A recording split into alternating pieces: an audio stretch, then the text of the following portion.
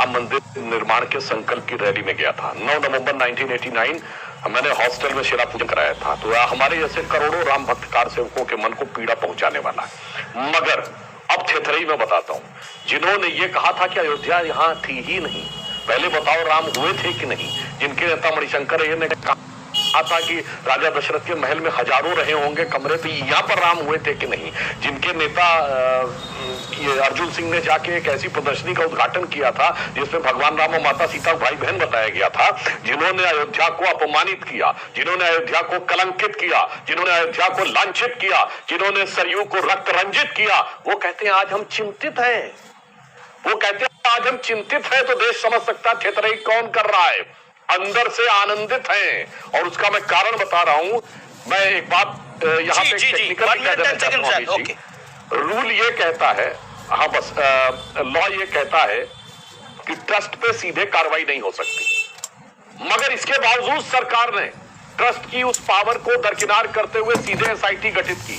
Number 2, SIT की prima fascia report आने के साथ ही लोगों पे कार्रवाई की। जो लोग कहते हैं कि बगैर रिपोर्ट के कार्रवाई कर दीजिए, तो हमें पुख्ता सबूत के साथ करना है। ये मजाक नहीं बनाना है कि 100 लोगों पे कार्रवाई करिए और एक ही बार में 90 लोग। आई एग्री रिपोर्ट के बाद ही कार्रवाई होनी चाहिए। मेरा सवाल है, मेरा काउंटर सवाल है। आपने खुद बोला कि आपको खुद पीड़ा हुई, मैं थेथरई पर बाद में आऊंगा।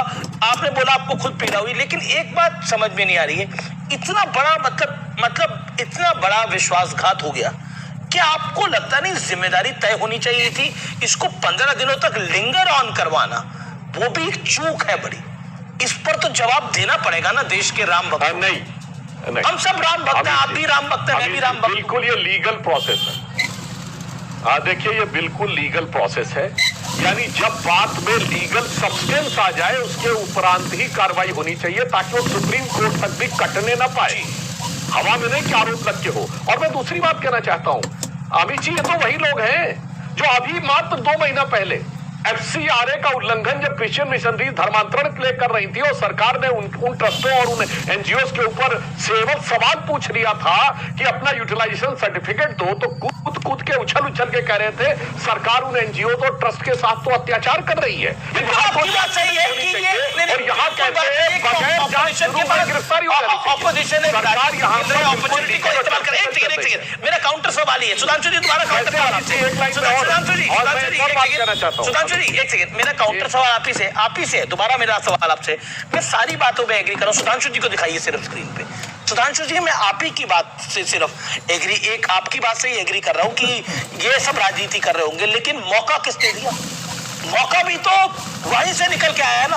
अगर आज अजय उपाध्याय, पवन खेड़ा या राहुल गांधी इस पर बोल पा रहे हैं तो मौका भी तो आपने दिया। तो चूक तो कहीं हुई है ना सुधांशु जी, इस बात से तो कोई डिसएग्री आप भी नहीं कर सकते। क्या आपको लगता नहीं है कि ठकाना और छुपाना भारी पड़ गया? क्योंकि मैं फर्स्ट डे की बात करता हूं, चंपत राय जी ने बोला कुछ हुआ ही नहीं है, निपेंद्र मिश्रा ने भी 4 दिन बाद अपनी चुप्पी तोड़ी। तो सवाल गंभीर है सुधांशु जी। मैं सारी बात एग्री करता हूं कि प्रशासन का सरकार का कोई इसमें, सरकार ने चोरी नहीं करवाई है, कोई सरकार नहीं चाहेगी कि मंदिर में चोरी हो। मोदी जी के ने चोरी कराई है, योगी जी, मैं बिल्कुल इस बात से एग्री करता हूं, ये सियासत कर रहे हैं लोग। लेकिन डिसएग्री में ये जो छुपाया गया मामला वो बहुत बड़ा था। और छुपाना क्या आपको लगता है उतनी बड़ी गलती नहीं है? आप क्या कहते हैं? जिसने चोरी को छुपाया क्या वो भी सम्मिलित नहीं था? मैं कह नहीं रहा वो सम्मिलित है, लेकिन मैसेज तो यही जाएगा ना, क्या उन पे कार्रवाई नहीं होनी चाहिए? That's a big question. Amit ji, मैं पहले तो आपकी बात का प्रतिरोध करता हूं कि आपने कहा कोई सरकार नहीं चाहेगी कि मंदिरों की चोरी हो। इंडी गठबंधन के दक्षिण भारत के अभी तक के सबसे बड़े एलाई DMK की सरकार ने तमिलनाडु के मंदिरों की संपत्तियों को जिस प्रकार से दुरुपयोग किया, उसके ऊपर मद्रास हाईकोर्ट ने स्ट्रिक्चर दिया है। अब आता हूं राम मंदिर वाले मुद्दे के ऊपर। देखिए FIR किसने करवाई? ट्रस्ट के लोगों ने करवाई ना। देखिए ये इतना बड़ा और संवेदनशील मामला है कि जब तक ट्रस्ट के व्यक्ति के पास भी कोई पुख्ता जानकारी ना आए तब तक कदम उठाना अपने आप में बहुत संवेदनशील है, क्योंकि ये करोड़ों लोगों की आस्था से जुड़ा हुआ प्रश्न है। मगर मैं यह भी कहना चाहता हूं अमित जी, थोड़ा दार्शनिक दृष्टि से, कि ये भगवान राम के भी नागपाश लगा था रामायण में, और तब लोगों के मन में संदेह हो गया था अरे भगवान है क्या जिनके नागपाश लग गया? आज भगवान राम की आस्था को नागपाश लगा है। मगर याद करिए जब लक्ष्मण जी के शक्ति लगी थी और हनुमान जी संजीवनी लेने जा रहे थे तो एक रावण का दूत था कालनेमी, वो राम के भक्त का रूप धरकर उनसे कहने लगा हनुमान जी से कि आप यहाँ पर थोड़ा विश्राम कर लीजिए। वो राम का भक्त नहीं था, उसका उद्देश्य राम काज में बाधा डालना था, जिसके लिए गोस्वामी तुलसीदास जी ने लिखा है कि राक्षस कपट भेष तहाँ आवा, मायापति दूत ही तहाँ आवा, और जाय पवन सुत नायो माथा, और लगा तो कहे राम गुण गाथा। तो सबको पता है। और मैं एक और बात लास्ट में कह दूं, जब राम मंदिर आंदोलन हो रहा था अमित जी, तो एक नारा था बच्चा बच्चा राम का। भगवान की लीला को समझिए। आज स्थिति क्या हो गई, झूठा सच्चा सब राम का, सब राम का। कांग्रेस का मौका है जवाब देने का। लगन से बोले, जलन से बोले, हर नेता अब राम का। ओके, हर नेता अब राम का करते थे, लेकिन आपका सवाल है, आपका भी झूठा सच्चा नेता सब नहीं, आप पूरा सवाल मेरा बोलिएगा, मैं तो किसी के साथ और लगन से आपको भेज, तेरे बस की बात नहीं। एक प्रश्न आपसे भी है, उसका भी आप जवाब दीजिएगा। एक बात बताइए, मतलब हनुमानगढ़ी तक राहुल जी गए और राम मंदिर नहीं जा पाए, आपको लगता नहीं है ये भी बड़ी विडंबना है कि सियासत अब चमकाने के लिए पूरा खेल खेला जा रहा है? आपको भी पता है कि राम मंदिर को रुकवाने के लिए कपिल सिब्बल ने क्या किया था 2019 के अंदर? जवाब दीजिए। दोनों चीज का, भाई साहब का भी जवाब, आपका भी। भाई साहब ने जो बात रखी है अभी, जब इतने शुद्धि प्रवक्ता, आप लोग सब मानते हैं इनको विद्वान प्रवक्ता हैं, सम्मान इनका बड़ा है, ये जब इस लेवल पर डिफेंड करते करते आ गए कि भाई ट्रस्ट में क्या हुआ नहीं हुआ, ट्रस्ट का ही ट्रस्ट जनता ने हो गया, तो मैं क्यों कह रहा हूं कि ये फतरगिरी चल रही है पूरा भाजपा का। पहले लगता था bye bye tata goodbye नहीं। पिछले साल मैं गया था तो अभी भी मंदिर का निर्माण राहुल जी की बात करो, आपके नेता की बात। राहुल जी गए थे क्या? क्योंकि हनुमानगढ़ी तक गए थे, हनुमानगढ़ी से 1 किलोमीटर है। अगर मैं सही मैं पूछ रहा हूँ, बोल रहा हूँ, ये ढिढोरा पीटने की जरूरत नहीं है। हमको कोई राम नाम पे राजनीति नहीं करनी है। हम गए खुद पिछले साल, देखा वहाँ अभी भी मंदिर निर्माण चल रहा है, और निर्मित मंदिर का जो शिलान्यास करके 2024 में किस तरह से मोदी जी ने जो है उसका लाभ राजनीतिक लेना चाहा, शंकराचार्य तक ने उसका विरोध किया। आज तक कहाँ है शंकराचार्य? क्यों नहीं? अभी भी मैं कहता हूं, अभी ट्रस्ट जो आपने बनाया, यदि आपको वाकई हिंदुओं के भावना पर ट्रस्ट होता ना, और आप दीजिएगा, डिस्टर्ब हो जाता है। 2 सेकंड दे दीजिए सिर्फ। यदि आपको सोच में हिंदुओं की भावना का आपको ख्याल होता, तो जिस तरह से सुप्रीम कोर्ट के निर्णय पर यह हुआ था, ट्रस्ट भी आप हिंदू धर्मावलंबियों के लोगों को लाते हैं जो रियल में पुजेरी हैं, जिन लोगों ने राम मंदिर निर्माण के लिए कुछ काम किया था, या वैसे लोग जो धर्म शास्त्र के ज्ञाता हैं, हमारे शंकराचार्य लोग हैं, और उनसे वो मंदिर का संचालन करा। आपने मंदिर पर कब्जा किया, आपको राजनीति करनी थी और सत्ता पाने के लिए राजनीति की, और कोई काम आपका नहीं है, और आज भी वही कर रहे हैं, इसीलिए 77 मोदी चल रहा है। अब मैं बिल्कुल टेक्निकल बात करता हूं। देखिए, थेतरई से कहते हैं, मैं बताता हूं। ट्रस्ट के किसी भी पदाधिकारी या सचिव अध्यक्ष का इस्तीफा ट्रस्ट की कमेटी में ही हो सकता है। लॉ ये कहता है। 6 जुलाई को मीटिंग है। अब आप कहेंगे 6 जुलाई को क्यों है, आज क्यों नहीं? उसका भी कारण बता रहा हूं।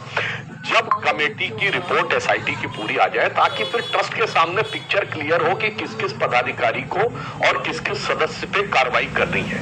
इसलिए बिल्कुल लीगल प्रोसेस किया जा रहा है। अब उपाध्याय जी समझदार होकर कैसी बात करते हैं भाई साहब आप?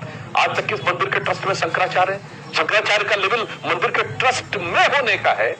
ऐसी जब बातें कांग्रेस के लोग कहना शुरू करते हैं तो वहां थितरई नजर आती है। और मैं आपको बताना चाहता हूं, आज योगी जी ने कालनेमी कहा, मैंने भी कालनेमी क्यों कहा मैं बताना चाहता हूं। इनके ही नेता माननीय अजय जी तो गए हैं, कांग्रेस को अध्यक्ष को निमंत्रण दिया गया, लिखा पढ़त में उन्होंने कहा हम नहीं आएंगे। ये कांग्रेस पार्टी ने लिखित में दिया। और लिखत पढ़त में क्या है कि बाबर की कब्र पे 3 पीढ़ियों ने जाके सिजदा किया है। 1954 जवाहरलाल नेहरू, 1968 इंदिरा गांधी और 2005 राहुल गांधी अलॉन्ग विद मनमोहन सिंह। यानी राम मंदिर के तो उद्घाटन में नहीं आएंगे, जबकि मुकदमा लड़ने वाले मुख्य पैरोकार मजार पे जा सकते हैं।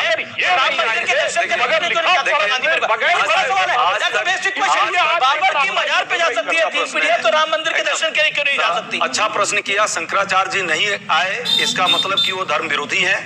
शंकराचार्य जी के साथ बदतमीजी की गई, आप गए, नेता क्यों नहीं गए? आप जा सकते हैं, राहुल जी क्यों नहीं जा सकते? और मंदिर हम नहीं गए, ज्यादा 400 बंद है। दिखावे में चोरी का इनको छूट मिल जाता है। मंदिर नहीं गए इसलिए चोरों को वहां पे ट्रस्ट में मेंबर बना दिया जाता है। मंदिर हम नहीं गए इसलिए जो है मंदिर में कुव्यवस्था फैला करके चोरी कर ली जाए। ये आर्गुमेंट है तो गजब है। भाई मैं पशुपतिनाथ मंदिर नहीं गया, इसका क्या मतलब मैं पूजा नहीं करता? कामाख्या मंदिर किसी कारण से नहीं पहुंच पाया, कई लोग मैं पूजा नहीं करता? आज स्पष्ट हो रहा है कि राम मंदिर के नाम पे वहां धोखा सुनिए और जो है Shankaracharya. Sir audio doctor Sudhanshu Dwivedi 30 second अपराध बंद हो। Okay Sudhanshu ji, okay audio down. Sudhanshu ji make your point, Sudhanshu ji make your point. Just मैं एक लाइन में कहना चाहता हूं, पूरी तरीके से जो कार्रवाई हो रही है वो नियमानुसार हो रही है। और फिर भी यदि कोई जाना चाहता है तो मैं कह रहा हूं बस एक बात, किसकी पार्टी के नेता वकील के रूप में बाबरी मस्जिद के वकील थे? कांग्रेस पार्टी के। और कानून मंत्री रहे कपिल सिब्बल, हमारे कानून मंत्री रहे रविशंकर प्रसाद, रामलला विराजमान के वकील थे। बस इतना आपने लापरवाही का नतीजा है।